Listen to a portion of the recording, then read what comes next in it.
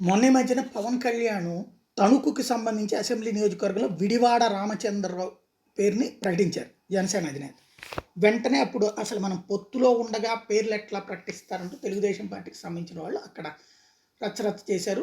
జనసేన వాళ్ళు సైలెంట్ అయిపోయారు. ఎందుకంటే పవన్ కళ్యాణ్ చెప్పారు కదా, ఎవరైనా గనక తెలుగుదేశాన్ని ఏదన్నా అంటే గనక నేను వాళ్ళ మీద చర్య తీసుకుంటాను, మిమ్మల్ని వైసీపీ కోవర్ట్లు అంటాను అని చెప్పారు కదా, కాబట్టి ఆగిపోయారు. అయితే ఇప్పుడు సీన్ కట్ చేస్తే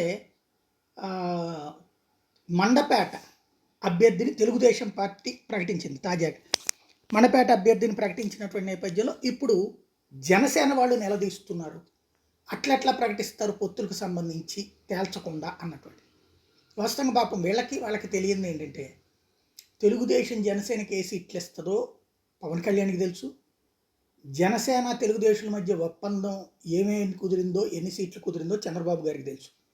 మధ్యలో ఈ అత్యుత్సాహం అనవసరం, వాళ్ళిద్దరికీ తెలుసు. అనవసరమైనటువంటి రాద్ధాంతం చేసుకుంటే ఇక్కడ ఒకటి, చెరువు మీద అలిగి ముడ్డెండ పెట్టుకోకూడదు. తెలుగుదేశం పార్టీ అన్నటువంటి దాంతో జనసేన కలిసి వెళ్ళాలనుకుంది, పవన్ కళ్యాణ్ కలిసి వెళ్ళాలనుకున్నారు. ఖచ్చితంగా అందుకు అనుగుణంగా జనసేన శ్రేణులు సిద్ధం అయ్యి తీరాల్సిందే.